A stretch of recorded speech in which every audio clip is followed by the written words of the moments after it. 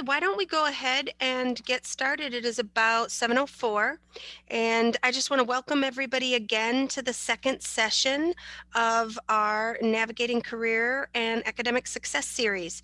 So we have the pleasure of having Bill and Scott Bagley with us again tonight.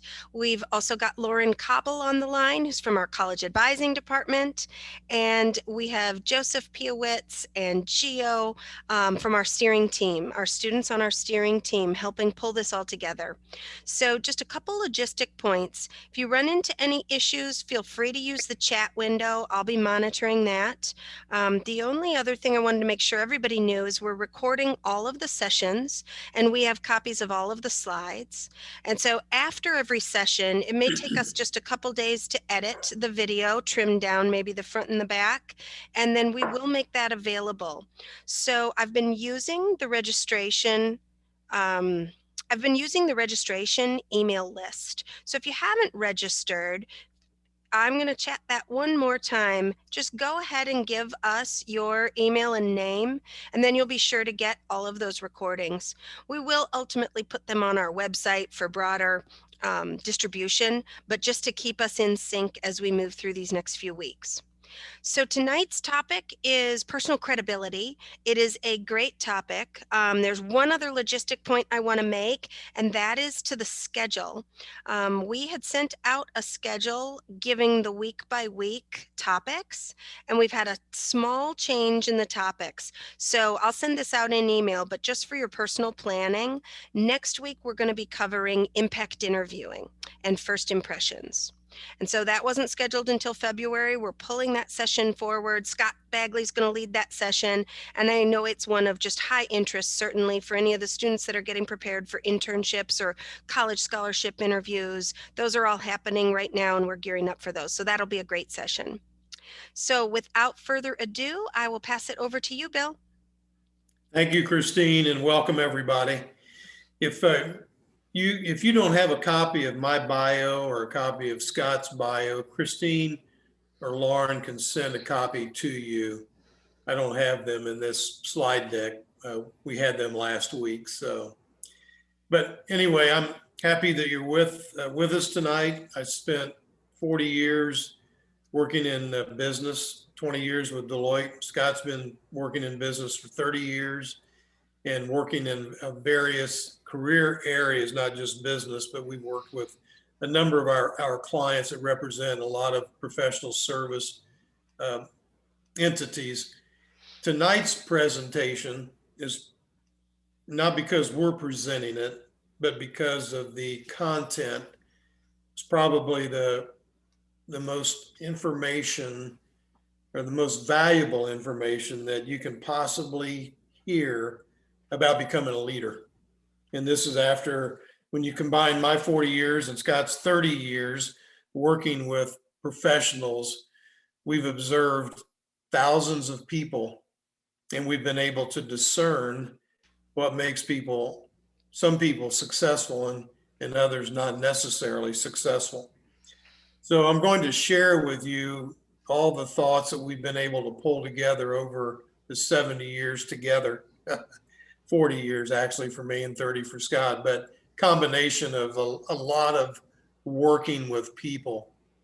This information is the backbone of everything you'll do in your career around becoming a leader. Now, some people opt not to become a leader. They would rather be a follower, and that's okay too. We need followers, but quite frankly, you have to be a significant individual to be a good follower, not just to be a follower, an average, come to work from 8 to 4 every day and not really worry about moving yourself or your career or your profession or your firm forward. Then there are a lot of those people too, but that's not what you really should be focused on now. You should be focused on becoming the best leader or the best follower that you possibly can. When I was the regional HR leader for Deloitte, I was in that role for 20 years. We had 5 regions in the firm. The firm was about 50,000 people. and each region had somewhere between 3,000 and 7,000 people per region or more. The particular region that I was the leader of, we had about 4,000 people, and we drove $4 to $5 billion in revenue. So it was pretty significant. A region, Procter and Gamble was one of the key operations that was a client of ours. We had General Motors, um, Penn Central, Fifth Third Bank. So Pittsburgh Paint and Glass. And the region went from Indianapolis to Washington, D.C., from Detroit to Nashville, Tennessee. So it was a significant operation. And one of the drivers of being successful in a firm are the numbers of partners, that you are able to admit to the firm, because the partners drive significant amounts of revenue. We got a new managing partner for the region about 5 years into my tenure, and he called me in his office. Now, he was my boss. He's the person I reported to. Really, really good person, and became a significant mentor for me. But he was brand new and he didn't know me. Called me in the office. He said, of the 5 regions, our region is last in the number of senior managers admitted to the firm each year as partner. How do you feel about that? And I said, I don't have any feelings about it, quite frankly. And he said, as the regional HR leader, this is your number one priority: to recruit, develop, and retain talent. And the best way to develop and retain talent is to help senior managers make it to partner. We're last. You can't be satisfied with that. I said, I'm not, now that I know it's my responsibility. He said, whose responsibility did you think it was? I said, I assumed that it was the partner's responsibility to bring the senior managers into the partner realm. He said, no, it's your responsibility. You're the driver of this. He said, I want you to fix it. I said, I'm happy to do that. Now that I know it's my responsibility, I'll be on it. It's going to cost some money to do this. He said, I'm going to give you a blank check. Okay, everybody likes to get a blank check, right? And he said, you do whatever you need to do to build a leadership team, but the things that are missing for our senior managers not to be admitted to the partnership: professional credibility, presence, presentation style, networking, marketplace eminence, and the potential to generate money, revenue for the firm. This is how we make our money. So I saluted him and said, yes, sir. And I went about developing and becoming a strategic partner program, which became very valuable. And after 4 years, we went from being last of the 5 regions within the firm, admitting senior managers to partner, to number 2. And it's all through this boot camp development training we provided for our managers and senior managers. And when I retired from the firm in 2006, I took this intellectual capital with me, and Scott and I joined forces. And for the last 14 years, we've been using this material to train a number of professionals throughout this region of the country, specifically in Cincinnati, some in Indianapolis, some in Dayton, and then a lot of universities throughout this region. And this information is what we want to share with you tonight. It's based on servant leadership theme, which was a theme developed by Robert Greenleaf in the 1990s, and probably the greatest facilitator of servant leadership is the great Mohandas Gandhi. If you haven't studied Mohandas Gandhi, you will at some point. He was a great Indian leader that was the consummate servant leader. And Martin Luther King Jr. studied Mohandas Gandhi to learn how to become a servant leader within the United States for the civil rights movement. It's all about serving others, connecting, assisting, supporting, championing, mentoring, motivating, inspiring, and providing role modeling. So many of us are raised to focus on ourselves. And in fact, when I was working in the public accounting arena, international public accounting firms, the structure was up or out. So we would recruit thousands of people, and within 5 years, most of them would be gone because the challenges were so significant, and it's hard life. I mean, during busy season, people were working between 75 and 95 hours a week, and a lot of people couldn't deal with that. So the upper out mentality made people selfish. They're like, I'm focused on me. I'm going to do whatever I can do to survive. And we had to change that mindset, convincing people that your individual success in the end will be determined to a significant degree by the service you provide, not to yourself, but to others. So that was a big mindset that we had to switch on people. It's not about you. It is about everyone else. You need to stay away from a self-serving attitude. The focus should be on serving clients, the firm, your superiors, your peers, people who report to you, your subordinates, prospects, family, friends, and those that we don't even know yet. And that's part of the network dynamic. And one of the things that Scott and I have cultivated over the years is a significant network.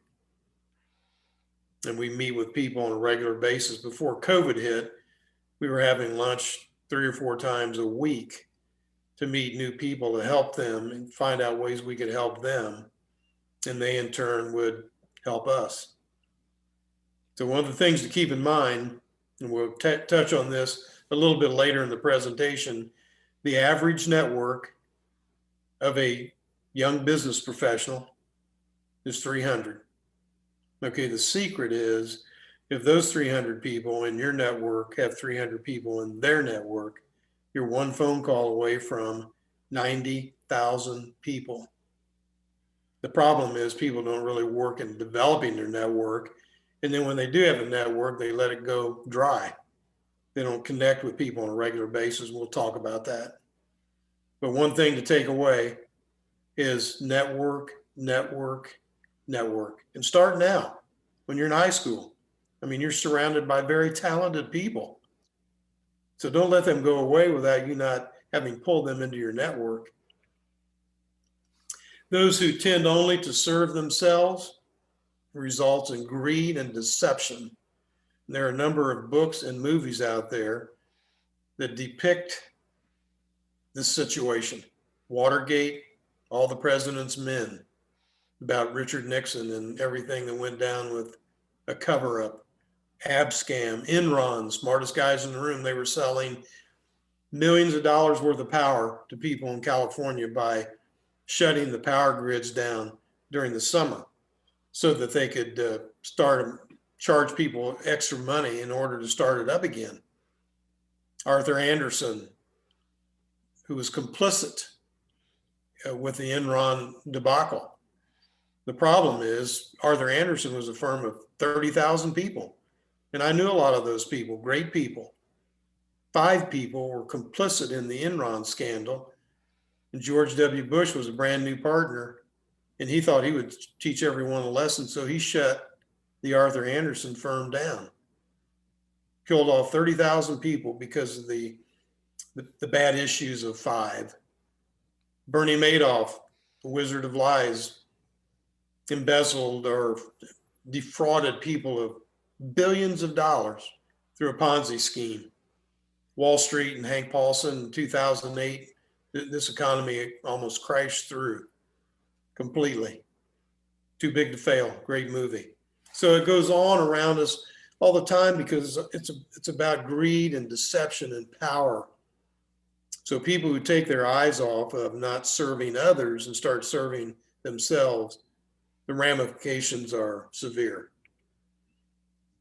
A healthy dose of ego is helpful, an overdose of ego is expensive. Okay, why is there a need to become a strategic partner? Okay, for the individual, It's one piece is to self-actualize. It's Maslow's theory of self-actualization. Many others choose not to take this route, which lessens the competition. So when you look out there and you think about, man, the competition is really severe, the vast majority of people decide not to go this route. But most want to succeed, they're just not certain how to. Then there's a career destination focus that provides meaning, because life by itself can be boring. And I think a lot of us have discovered that during COVID, where we find that life, if you're just trying to live your life and not really do anything around challenges or goals, it can be pretty boring. Humans are goal seekers by nature, so goals are essential to our survival, quite frankly. It's exciting. It provides motivation for doing. You get up every morning thinking, what am I going to do today to help me move towards becoming a strategic partner? Your self-image improves with achievement. You become role models for others, which is part of the succession plan. When you go to work for an organization, you're at the bottom of the totem pole, but within 5 years, all of a sudden you're in the middle. Within 10 years, you're at the top. This is the succession plan. Legacy. When I got out of the service in 1970, my uncle, who's been my lifelong mentor, met with me and said, what are you going to do now? And I said, I don't know. I'm just glad to be out of the military. I'm going to enjoy myself for a while. And he said, here's some advice. You're only here on earth for a short while. You need to start developing a plan to succeed now, because you don't want to be at a point in your life down the road where you're sitting on your porch saying, I wish I had it to do all over again.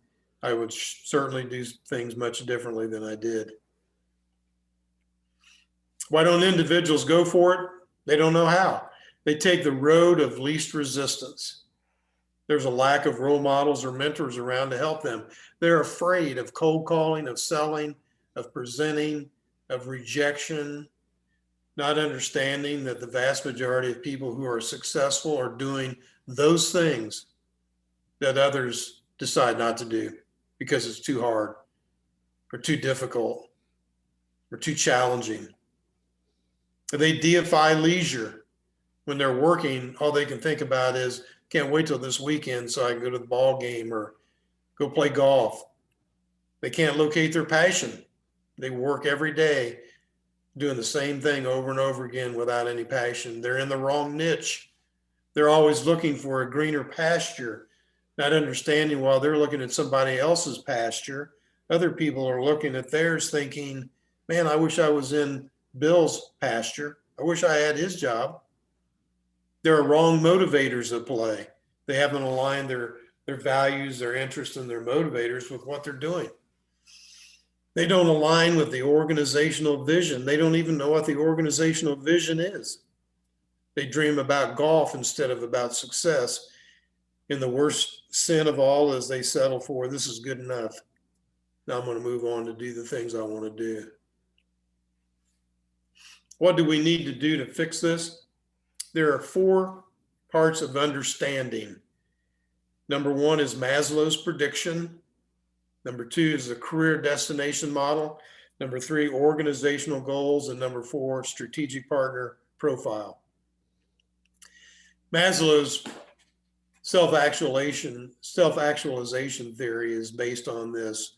When you're born, you need food, water, and shelter, eventually safety and security, belonging and love. Most people get to these 3 areas. Then the self-esteem is a little bit more challenging, but most teenagers fight through this, and by the time they get into college, they feel pretty good about themselves. But then they get to the point of self-actualization.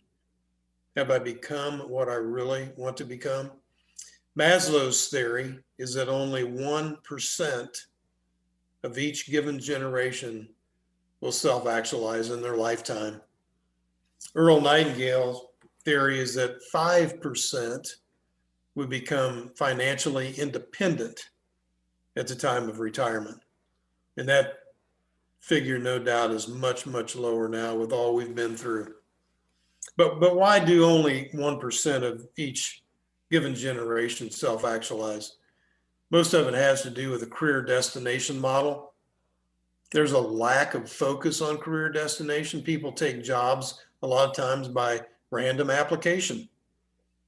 I majored in accounting because somebody told me I could get a job in accounting. And most people do. If you major in accounting, do well, get a job. Some people discover, I hate accounting. Why am I in this? So they really haven't thought out that process, which is what we addressed last week, and making sure that you find out what your values and interests are and match those with a career destination, and then follow a major that gets you there. But Dr. Edward Banfield came out with a theory in the 1950s in a book called The Unheavenly City, where he said there were only two groups of people who ever succeed. One group is genetic predisposition. The other one is inheritance. So he was saying that at the time, white males succeeded, or people who inherited a business or an operation or enough money that they could be successful. Well, a group of liberals addressed Dr. Banfield and said, you can't say this stuff. You've got to think this thing through. How can you prove this? So in order to prove his point that he was right, he did thousands of interviews and surveys to prove that genetic predisposition and inheritance were the two deciding factors. In fact, when he finished his study, his interviews and his surveys of over 16,000 people, the piece that came out was that made people successful are those individuals who went to bed every night and said, what am I going to do tomorrow to get me to where I wish to be in the next 5, 10, or 15 years? So how will what I am doing today move me toward becoming a strategic partner? Right now, you're down here at the corner. How many years is it going to take you to become a strategic partner? You need to start mapping out a plan. Now, if you want to become a leader, if you're a junior or senior in high school, or a sophomore or a freshman, you need to start mapping that out, because time goes by quickly. Now, part of this long time perspective is that you have to delay immediate gratifications from time to time by saying, I don't have to play golf every day. I don't have to go downtown every day. I don't have to watch every ball game on TV. You set aside those significant time frames to help you get to becoming a strategic partner, doing the things that are difficult and challenging and hard. Okay, organizational goals is the third area that you need to be aware of. There are 4 significant goals at play within an organization. The first one, the primary goal, is central to the leadership focus. The person that either owns the business or they're in the C-suite. They're either the CEO, COO, CFO, CTO. These are the people who drive the organization. And their number one goal always is to grow the business. Even if it's a not-for-profit, people say, well, not-for-profit, they don't worry about driving revenue. In a capitalistic society, no matter what area you're working in, you have to drive revenue.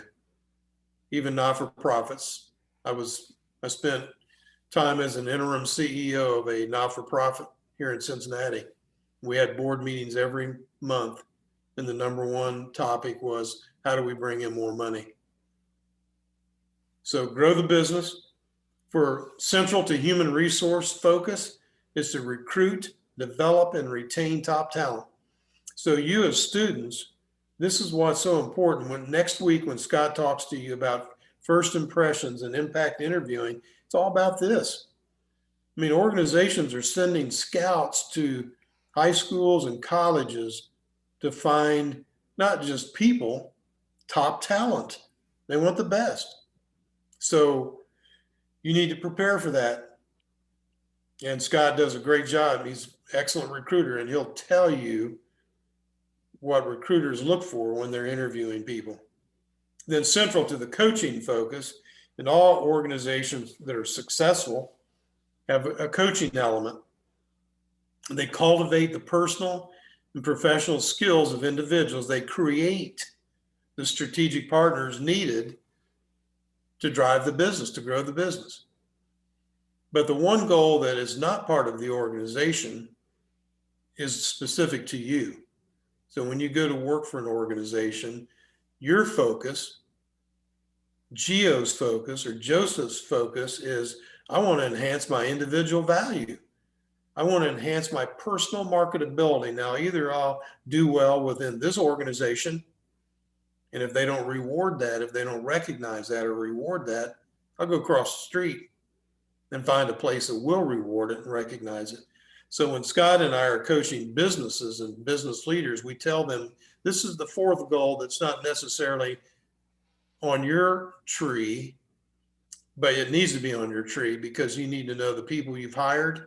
You've got to be paying attention to them, recognize them, connect with them, reward them, or they'll leave. And then you lose your ability to drive your revenue. The fourth one is to subscribe to a strategic partner leadership profile. And this is the hard part. It's easy to say, well, I want to become a strategic partner, but what does that require? These are the strategic partner tenets: personal credibility, business knowledge, and project management. And this doesn't vary from one organization to another. These are all key tenets that organizations subscribe to find their leaders. So personal credibility, business knowledge and project management, strategic contribution, marketplace eminence, interpersonal engagement, which most people are comfortable with.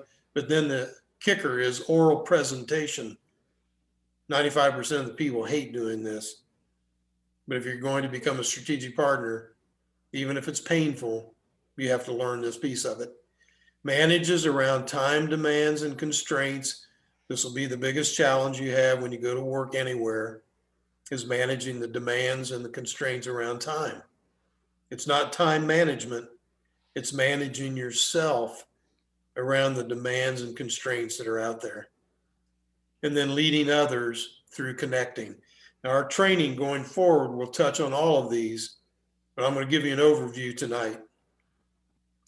Individuals who find success are the ones who are determined to do those things that most others find too difficult or too challenging to pursue. And you'll find the vast majority of people will opt out. They'll opt out of becoming a strategic partner because it's too challenging. It's too hard. Okay, personal credibility is the first one. The fundamental competencies: a healthy self-image, boardroom presence, interpersonal skills, awareness, personal substance or professionalism, relationship and team building skills, presentation manner and style, and bearing under pressure. So these, Scott and I have determined, these are the 8 fundamental competencies of people feeling that you're credible. If you don't match up with their expectation in these 8 areas, then you're failing. It's all about perception. Perception, people don't know you first time they meet you. And that's why the session next week about first impressions is so important. The first 30 seconds somebody meets you, they're beginning to form a judgment about who you are. And people say, well, that's not fair. It doesn't matter. It doesn't matter if it's fair or not. This is reality, because people perceive you and it becomes reality in their eyes. Others make critical judgments about you without even thinking about it. If you have sensory capability, we're all guilty of this, and you meet somebody for the first time, you're going to make a judgment about them. I know you make judgments about me when I'm presenting. When I meet you for the first time, I want to make judgments about you. Can't help it. Each person has a reference point in their mind about what is positive and what is not positive. When you interview, you've got 30 minutes. First 30 seconds, they form an opinion about you. The next minute or so, that begins to change a little bit depending on how you present yourself. And then the entire interview can change a person's perception of you by some key factors that Scott will address. But whenever, without being in an interview, the first time you meet somebody in a networking setting, or when a recruiter comes on campus, or you go to a firm meeting or meet the firm's night, you're going to meet a lot of recruiters. People are making decisions and they're going to make judgments about you. They can't help it. It just happens. So keep this in mind. This is all about the personal credibility piece. Self-image is number one. What's most important is the way you see yourself. If you have a problem with your self-image, you need to get professional help, because everything else is for naught. If you don't feel good about yourself, you have to be able to fix that before you can move on to the other pieces. Does your perception of yourself jibe with reality? You need to do a self-assessment, and we've given you some forms to do that. You need to complete those. And then ask others how they truly view you. Ask someone who will be honest with you. If I want an honest opinion about myself, I ask my wife, because she'll be honest with me. The problem we have right now in our society is ego development is important, but we've gone to such extremes by telling our kids that you're the best, you're the greatest, everybody wins a trophy, everybody gets an award. No, that's not the way it is. So we develop in our children and people around us narcissism, because then when kids get into the real world and they get a bad evaluation at work, and you're going to get one. It's like, no, that can't be true. No, it's crushing. So we need to focus on developing our ego, but not to the point where we feel like that we can't fail, because we all can, and we all will at some point. It's how you pick yourself up, dust yourself off, and go forward that develops you into the person you should be. So again, it's not about you, it's about others. Feel good about who you are. Make sure you know all of your positives in that self-assessment. It gives you an opportunity to list all those. But then if you have negative experiences, you have to get through them. You're not going to get over them. You may have a family member has a substance abuse issue. You're not going to get over that. It's probably impacted you significantly, but you have to get through it. It's all about resilience. Then there's an important piece of your credibility is charisma. That's having presence, warmth, sincerity, being a living magnet. Those people who have this touch are very fortunate, because people are naturally attracted to them. The problem is some of those people, a percentage of those people, don't have the strong character to go with it. And so the failure comes at that point. So you need charisma and character. You're a person always there in time of need. You're good, strong, high integrity, and humble. Keep in mind that a good self-image does not follow success. It precedes it. So if you're going to be successful, you have to fix this piece of yourself. Resilience. Franklin Roosevelt's consummate professional around resilience. When he was 39 years old, he came from a wealthy family, struck down with polio. He had run for vice president prior to that. He had the whole world in front of him, and he went through a deep funk for several years, and he finally was able to pull himself out of it. He was never able to walk again, but he was elected 4 times president of the United States, pulled us out of a depression, and got us through World War II. He's the poster child for resilience. Many people back then, because journalists didn't have quite the opening that they do today, journalists protected Franklin Roosevelt. Half of the population didn't even realize that he was disabled. And he worked very hard to hide the fact that he was. And there's an interesting book out about this. And this one picture in the right in a wheelchair, of the thousands of pictures taken of Franklin Roosevelt, this is one of 2 where he was shown in a wheelchair. Helen Keller, thrust into a world of silence and darkness before the age of 2 because of rheumatic fever. She went on to transcend all imaginable physical barriers to graduate cum laude from Radcliffe College. She also authored a number of articles, books, and biographies, and lectured in more than 25 countries, blind and deaf. So people who say, "Oh man, it's been tough. I've had these challenges and this is a hard life." No, you haven't seen anything. And people are able, if they're resilient, they're able to get to the other side of their challenges. Sheryl Sandberg, CEO of Facebook, lived a charmed life. Her husband dropped dead at 45. She went to pieces. She went to a counselor and she said, I want my husband back. He said, okay, that's option A. To get your husband back, that's option A. That's gone. You got to turn to option B. And she wrote a book about it, about how she was able to persevere through this tremendous heartbreak. And we'll get into this in one of our training sessions, the 3 Ps around living an optimistic life. It's personalization, pervasiveness, and permanence. And the counselor was able to convince her, it's not just you. A lot of people go through grief, but get over it. It's not pervasive. It doesn't ruin everything about your life. You still have children and friends and family members who love you. And it's not permanent.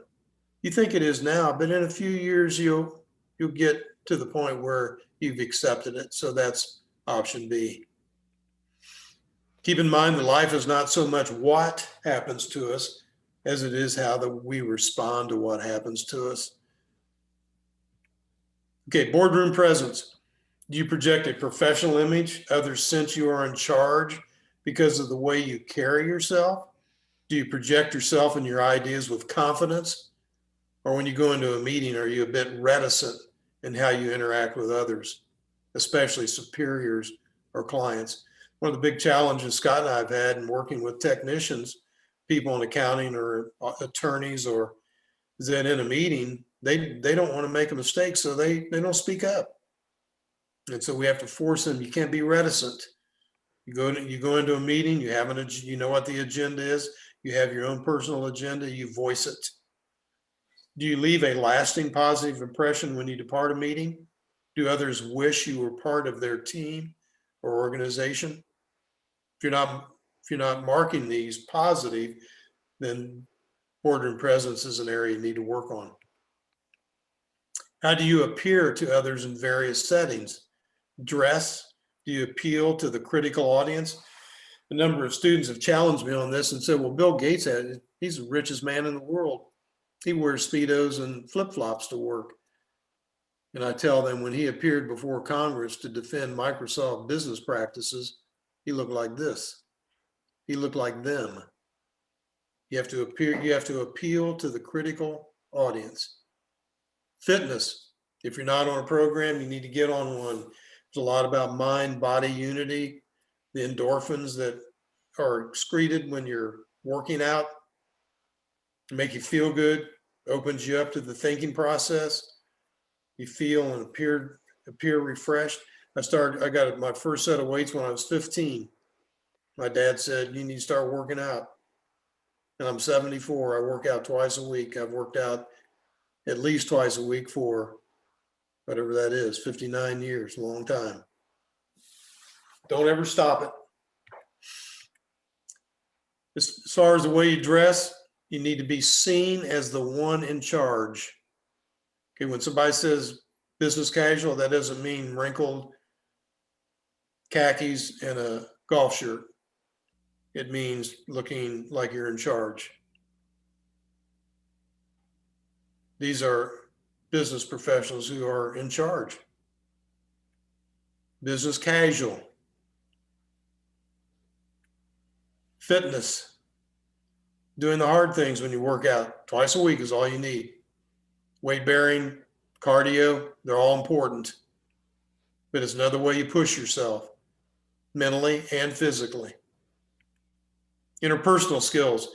Are you comfortable around others you do not know? Are you comfortable interacting? Are others comfortable interacting with you? Are you proactive in introducing yourself to others? How would you rate your introduction style, your smile, Handshake, eye contact right now, elbow bump. We will get back to handshakes. You need to be proactive. Your carriage should be upright and confident. You move with purpose. You look at others. You acknowledge them. If you pass somebody in the hallway 10 times in one day, still acknowledge them. Introduction style, you seek out new relationships, smile, eye contact, elbow bump, warmth and sincerity. Always have a 30-second personal bio about yourself, and remember names. That's the sweetest sound to another person, is their name. Etiquette, posture when seated or standing should be comfortable but in command, not slouch down in the chair, feet on the desk, no. And then when somebody approaches you, you always stand up. Somebody comes close to you, get on your feet. 2 reasons: shows respect, and it also makes you on equal ground with them. Somebody approaches you and they're standing over you, they're in command until you stand up. Then you equal it out. Listening skills, very important. Stay focused on people. These are some things that you should not do. Here's a person right here who is engaged. Good eye contact, smiling, nodding head, raising eyebrows from time to time, not looking around to see if somebody else is in the room would be more interesting. When you're talking with somebody, you're listening to somebody, you're engaged with them, nobody else. Okay, initial perception. Scott will go over this next week. Professional appearance, firm handshake, name tag always goes on the right. When people shake your hands, they want to look directly at your shoulder. When they're reaching for your hand, they see your name tag. Again, stand up. And when you're introducing people, higher level person first, or if equal status, person you know least well. In social interactions, you want to be aware of things around you, not just your little slice of life, but everything else that's going on in society. Do not dominate a conversation. When you feel like you're at a point where you've taken over, you step back, let somebody else in. Listen carefully and sincerely, acknowledge good points. Stay away from divisive subjects, politics, religion. Stay away from them. Friendly debate is healthy. Argumentation is not. Avoid crude jokes and profanity. Gracefully depart a conversation. If you're ready to leave, you wait until someone else finishes what they're saying and you leave. You don't wait until you finish what you're saying and then step away. When you get into college, you're going to be invited to receptions. There'll be buffet tables full of great food and there'll be beer. No, stay away from it. Okay, if you load yourself up with food and you got your mouth full, you can't talk to people, you can't shake their hand, and alcohol is never good when you're trying to make a first impression. When you start working in an office as an intern, you want to make sure you check in and out. Honor a closed door when in meetings. You don't text others. You keep your voice volume down. You're always prompt to meetings. You get a voice message, within 8 hours, you return it. You get an e-message, you've got a 24-hour grace period.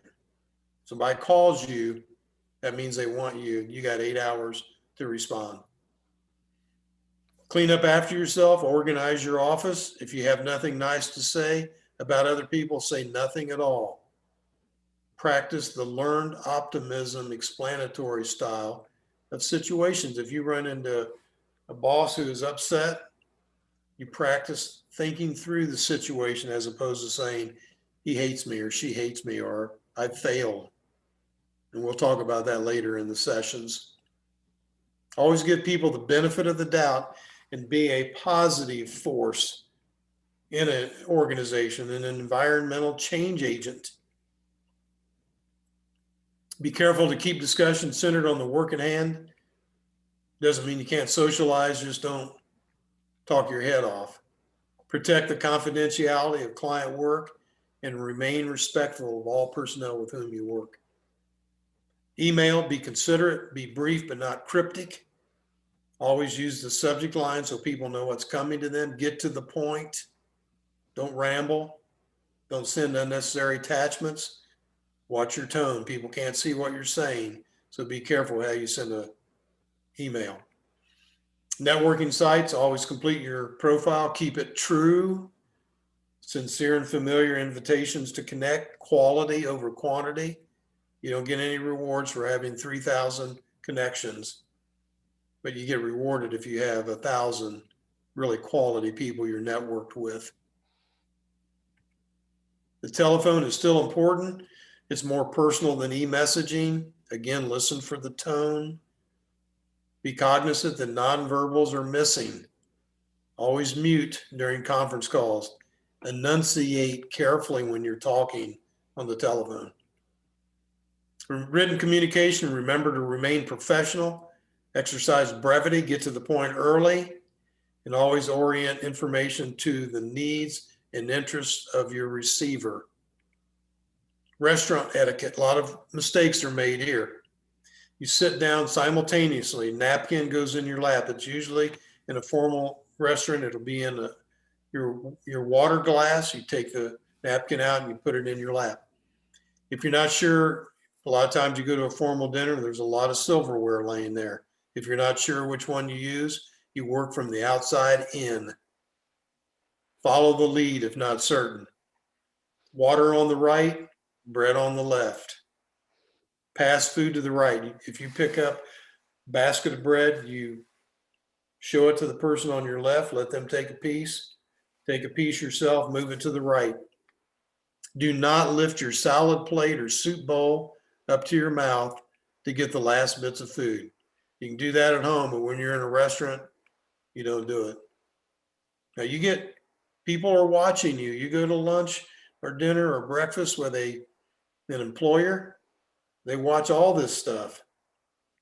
And you get downgraded when you pick up your salad plate to get that last piece of bacon that's on there. No. Thank waiters or servers every time they do something for you. Every time they fill your water glass, bring them some more bread, scrape the crumbs off of the table in front of you. Thank you, thank you, thank you. Always do that. With toasts, if you're not the host and you want to make a toast for somebody or to someone, ask the host, do you mind if I propose a toast? Be careful of the alcohol. When you get older, you're never at the point where you have to not watch this. When you get older and you're allowed to drink alcohol in a restaurant, keep it light. And also when you're ordering food, if someone else is buying, don't buy the largest porterhouse steak on the menu. You buy something that's reasonably inexpensive. And exercise caution with spaghetti, ribs, corn on the cob, French onion soup. There's no easy way to eat that food. So if you're trying to make a good first impression, don't order it.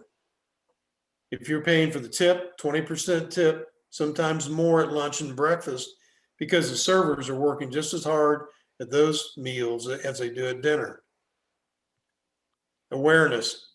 How do you rate your level of realization of what's going on in the world? How knowledgeable are you in a variety of key current events, business, world affairs, politics, sports, movies, books? You need to know something about all these areas. You go to breakfast, lunch, or dinner with someone, a client or an employer, they're not going to talk about necessarily what you're doing. They may be talking about anything that's going on. If you aren't aware of the things that are happening in your society, then you're considered a dud. So you need to make sure you're knowledgeable on everything that's going on. Determine your level of realization of what is going on in the world. Then begin to develop a storehouse of knowledge in a variety of key current events. Become a perceptive person, able to make accurate assessments of people and situations. And the more you read, the more perceptive you'll become. Bill Gates reads one book per week outside his personal area of interest. Why? He's got enough money that he wants to stay in front of the curve. And that's what you need to do. Here's a quick quiz. We won't do it tonight, but look through it on your own and see if you can come up with the right answers. Professionalism. Are you positive? Would others agree with this? Are you someone others enjoy being around? Do you have unconditional positive regard for others, similar to feelings you have for your family members? When you're in school and at work, you spend more time with those people than you do with your family. So you need to start developing unconditional positive regard for those people as well. Do you respect diversity? Are you motivated to do the right things? Keep in mind that your environment, this is something I learned many years ago that stuck with me. Your environment is a merciless mirror of you. The environment didn't develop on its own. So if you don't like your environment, change your attitude of mind. People are waiting for others to have a positive influence on an environment. If you have a positive influence on your environment, others will begin, and you'll see your environment begin to shift to reflect your attitude. I've seen this done often in environments that I thought would never change. Positive influences change them because the vast majority of people want that. Then integrity, you need to remain above the fray. Others need to trust you implicitly, feel that you're ethically focused. You make conscious decisions always to do the right thing. You have unconditional positive regard for others, and you always practice professional courtesies. Self-discipline, commitment to the challenge and the goal. The crucible is about pushing yourself beyond the norm. And then you get into work ethic. Are you self-motivated, dedicated to the mission, understanding that Emerson's law of compensation is you get what you give. You can't sit in front of a wood stove and say, give me heat, and then I'll put in some wood. It doesn't work that way. You've got to give something first. People complain about, I don't get paid enough. Have you exceeded the expectation? No, but I'm meeting the expectation. If you want to get paid more, you have to exceed the expectation. And if you exceed it, people are happy to pay you. Integrity. I once said that the last bastion of integrity is public accounting, because they had an ethical responsibility, a defined responsibility by law, by the government, to make sure that they had high integrity standards. And then Enron went down with Arthur Andersen, took Arthur Andersen with them. I decided, integrity is the last bastion, is really the individual. It's you. You're the only one that stands between wrong and right. And keep in mind that the opposite of courage is not cowardice, it's conformity. We must resist conforming to the popular opinion or to external pressures. We must always do what is right.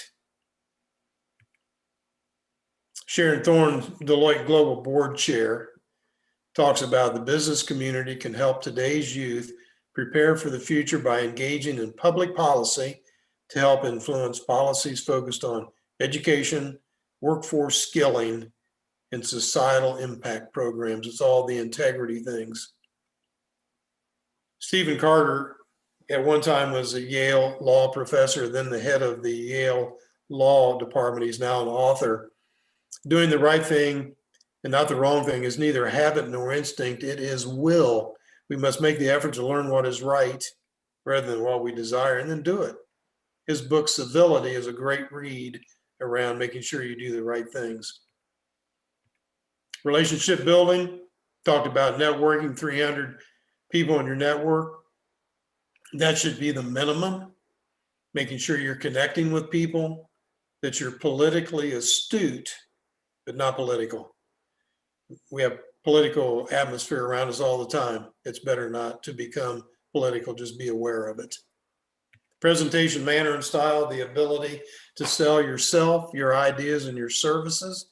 And these are all the people say, well, I don't really need to have presentation skills, but it's all this: interpersonal, one-on-one, conversational, listening skills, facilitating meetings, written skills, electronic messaging, formal oral presentations, interviewing for talent, reception interactions, and then vocabulary.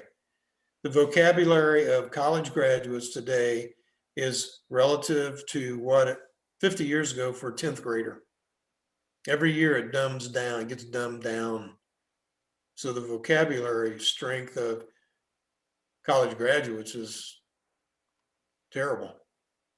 And organizations spend millions of dollars every year trying to enhance the vocabulary of their young professionals.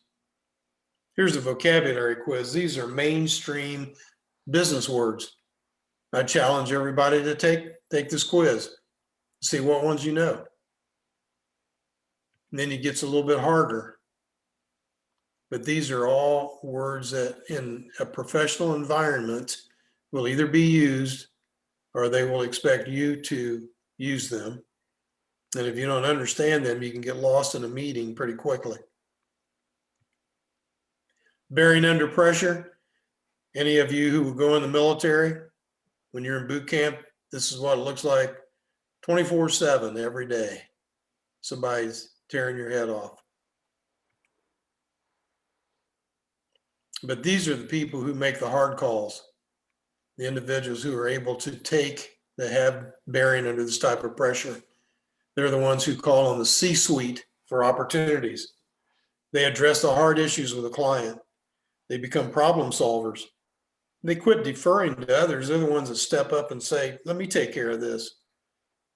No risk, no reward.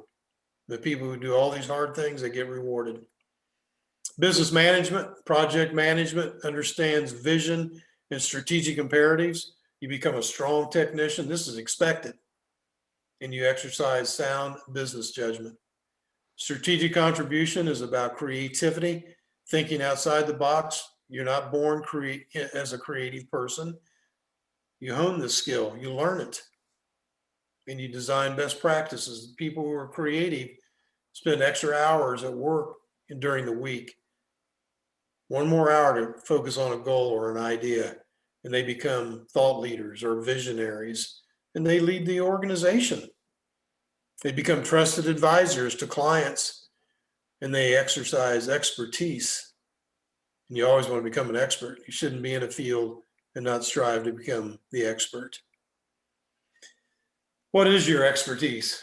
When you get into a profession, you need to find out what your expertise should be, then you need to develop it.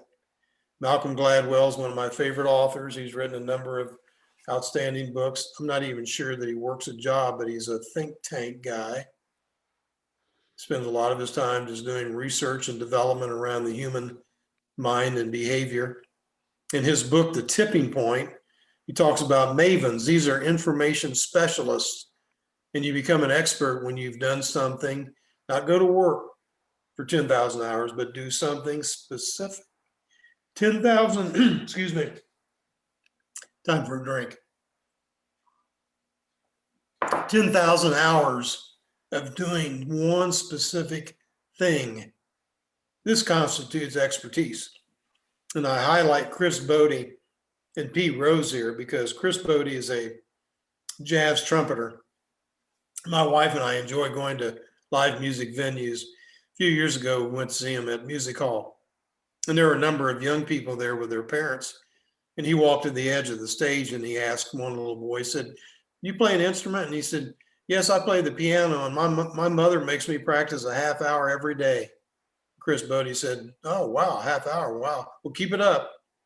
And he walked away and the father stood up and said, excuse me, Mr. Bodie, but how many hours a day do you practice?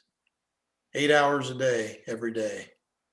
He said, well, I don't mean when you were first learning how to play. He said 8 hours every day. So I'm 51 years old. I started playing the piano when I was 7 and the trumpet when I was 10.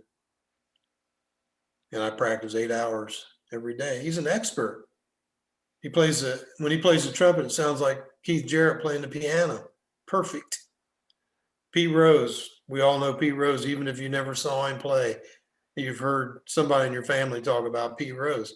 Now, you may not agree with his personal life, but on the ball field, he was the best. And he was an expert. He wasn't born with any natural talent, but he practiced his art, his craft all the time. And when he was with the Reds, obviously the Big Red Machine did very well. And they had they had their group of players came back to celebrate an anniversary, like 25 or 30 years since the Big Red Machine.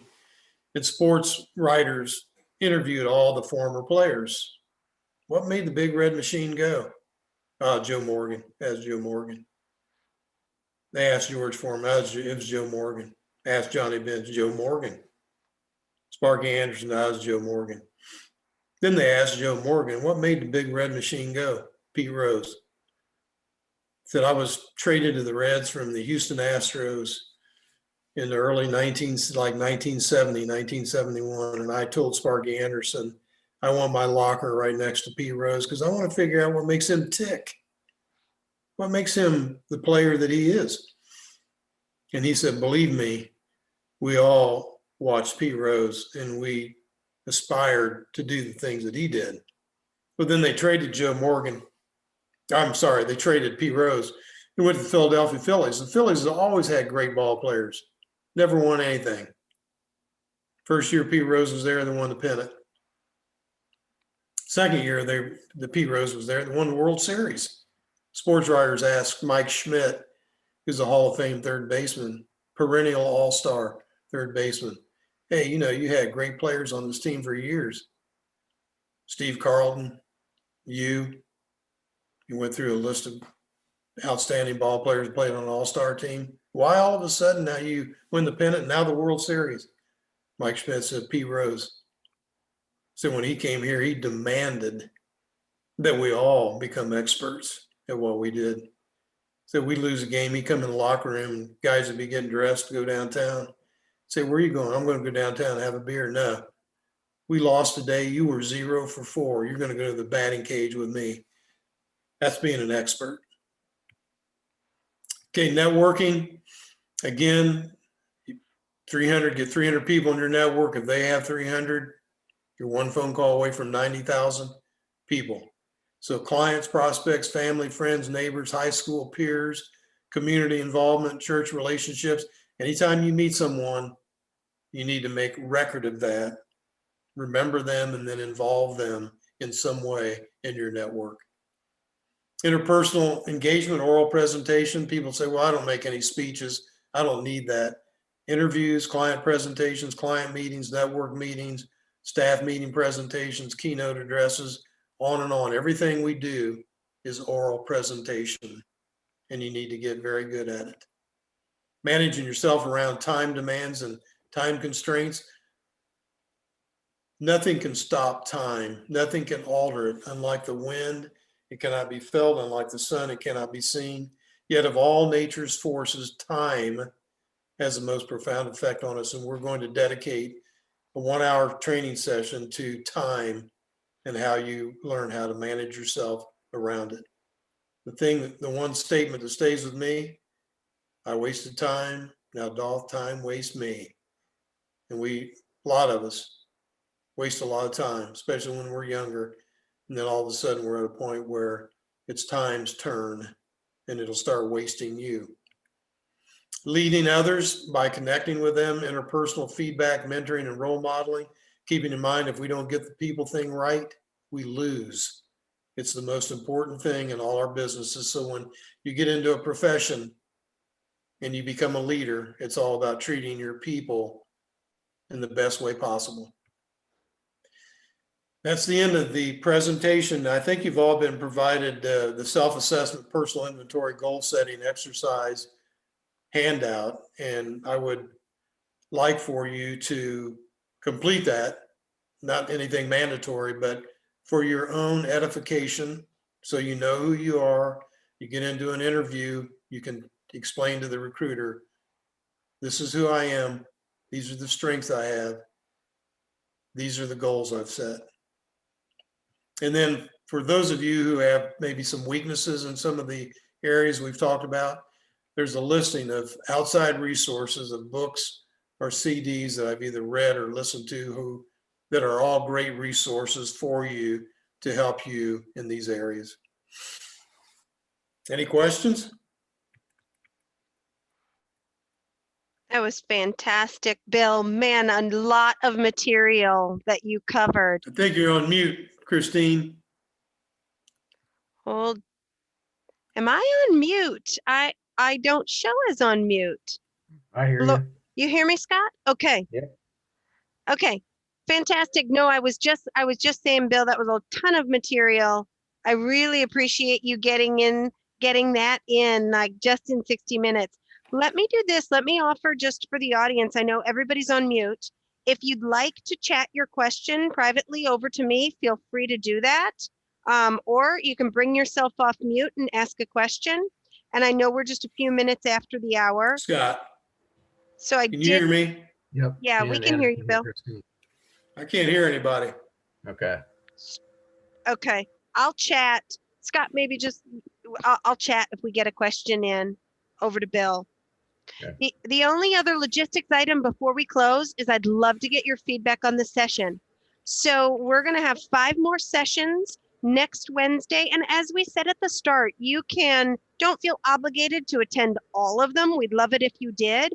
But if you see a couple that spark your interest, you want to make sure, don't feel you have to attend these in sequence.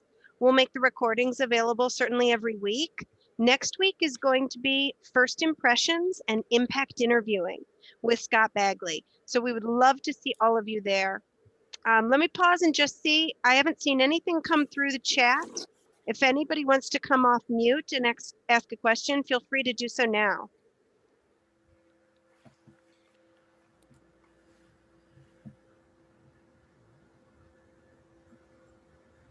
Nope. Okay. All right. Well, I just want to say one more time, thank you very much on behalf of the group that's pulling this together. A huge thank you to Bill and Scott for pulling these materials together. They are really, really outstanding. And I will make sure that everyone gets a copy of the slide deck as well. So if there aren't any further questions, we'll let everybody get on with a wonderful evening. Thanks so much.